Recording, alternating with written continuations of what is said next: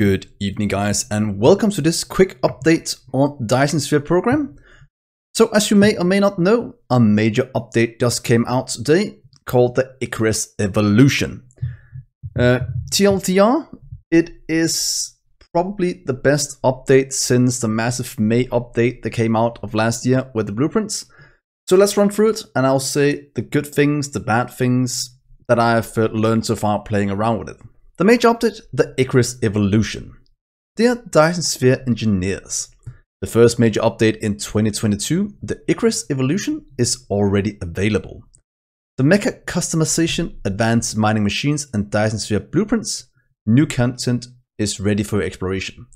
So just put some points on this. The mecha customization is purely customizable now, just the way the mech looks. It does nothing else yet.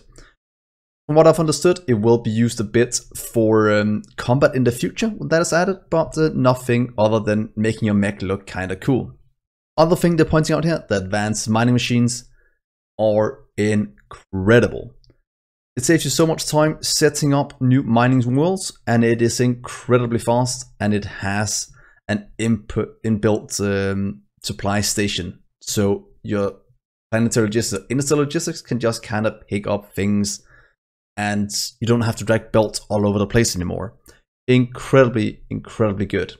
It also has a 300% increase in mining speed that you can toggle, which is insane. The other thing they're pointing out here, the Dyson Sphere blueprints. The ability to copy paste blueprints for Dyson Spheres, one of the most tedious things to do when setting up a new sphere anywhere, is at a click of a button now. So you can save it, copy paste it to your clipboard, and send it to a friend if you've made some kind of cool Dyson Sphere. You can copy one layer, you can copy all the layers, and move it around. So that is brilliant. So let's continue further down in the list because we have more goodies for you this time. Thank you for your love and support towards us in the previous 1 year. You guys are always the unique light of the Dyson Sphere universe to us engineers. The new version added mech customization system. Now you can customize your own mech in the editor. As I said before, this just adds some customization. Doesn't do anything other than that. It is, from my point of view, highly complex to use. And it is unlocked from the start of a new game. But to add things to the mech, it requires different kind of resource that unlocks later in the playthrough. So there's some kind of soft lock on it, but it's not gated behind research, just by whatever resource you can produce. Remade Dyson Sphere editor. Like I said before, incredibly good. You're now able to just copy paste it. Nothing major there, just that it's such a nice quality of life improvement. Remade inner logistics of Dyson Shell, and its performance is greatly optimized. Dyson shells in your old save data can also gain a 10% increase in power generations if you load it after this update. You can continue to use your old saves for all the things here. That's also being said later, but just here up front, no need to start a new one. You can use all of this in your existing saves. Added Dyson Sphere blueprint system. Added Dyson Sphere layer hide function. So now you can hide the layer behind the front one. So it might be a bit easier for you to see it. Add new styles of Dyson Sphere frames and Dyson Shell, so more customization. So now we're going into the part of this where we can start to look at some of the new machines. Added spray coater. This has been named the accelerator in the previous builds before it's in, but now we got it. Added spray coater. It can be built on the conveyor belt, and it can spray the proliferator onto the cargoes. So the way it works is that you place a little add-in on the belt, you add some proliferator to it, and then you can speed up the cargo.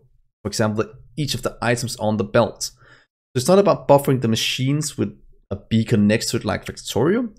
It's more a case of adding on this to the machine, so you can actually do that at the output. From my experience, doing it on the output of your production area, that way the output can get distributed to the rest of your base. That's way easier than doing on the inputs. So have that little thing in mind. I'm not as pleased about this as it could be. as the spray coater does require a constant flow of proliferator or an item, mean that it will take up one spot in your interstellar logistics towers. Mean that you have to have an extra one or an extra free spot. But most of those are already taken up by other things. So keep that in mind if you want to play with it. What it can do at max level 25% extra products at 150% extra energy cost, or 100% speed at 150% energy cost. So try and play around with it, see what it can do. In my current Let's Play, I'm using it on the science for now, as that is where, so far I can see, gives you most value for your money. Add a proliferator. Cargoes can receive proliferator points when they are sprayed. The proliferator points bring several kind of buffs to the production. That's the buffs I talked about. 20% extra products or 100% extra speed. Added automatic piler. It will automatically stack 2 consecutive incoming cargoes from the lower port and output 1 stacked cargo onto the high port, and greatly increase the capacity of conveyor belts. So the way it works is that in the early game, you can get something called a piler. They can go from 2 items in, goes to 1 item out, just stacked. Means you can double your throughput on your belts. Later in the game, you can stack it up to 4 times. So on a 30 items per second belt, you can go all the way up to 120 items per second on one of those. So that's a massive increase for the belts. We'll get into why that is in a second when you see some of the changes to the logistics station. Add a logistics station integrated logistics technology. Now you can select the cargo stack count on the station panels. What this means, this is pretty much endgame. It requires every science except white. And that means that the output from our logistics station can be stacked as default. That way, when you get items in with logistics drones or normal drones, transport drones, you can always output them in stacks of 4 when you have the research. You don't have to take them out in stacks of 1, build 4 together to upgrade into stacks of 4. They can directly go out from that, from the tower, which is insane in terms of throughput. Added geothermal power station. Now you can generate power from the magma. This is a mid-tier power generation. The power output is about 2.3 megawatts constantly. So I think this is like the jump between wind and solar. Then you can go to geothermal as an infinite power source before you go to, for example, nuclear, or all the way to antimatter. But it's good intermediate power station that can power quite a bit on magma worlds. The capacity of logistic drones and vessels are increased. The upper limit of logistic station storage is also increased. So right here we have one of the massive throughput things that you have to understand. The capacity of logistic drones and vessels. That was one of the things that was limited before because it wasn't an infinite research. So you were locked at 1,000 items for a transport drone, and I think it might have been 200 or something like that for a transport drone. Now this can go to infinite. It goes up in stacks of 200 for the transport vessels and 20 for logistics drones. And for each upgrade, you also get 2,000 increase in storage. So what this means is that you can have twice the throughput in vessels, if not even more. You can have twice the storage just by the first few. That means you can have more than 4 times the throughput on interstellar logistics tower now than you could before, which lines up very, very nicely with the increase in build capacity. Because of this, we can make builds that are 4 times as great, or just make it 4 times as compact if the build was the limit before. So that is pretty awesome. This is massive, absolutely massive in terms of optimizing how much you have to do to make a massive base. Added advanced mining machine. Now you can set the speed of mining and it can be placed more freely. So this is something you can see here.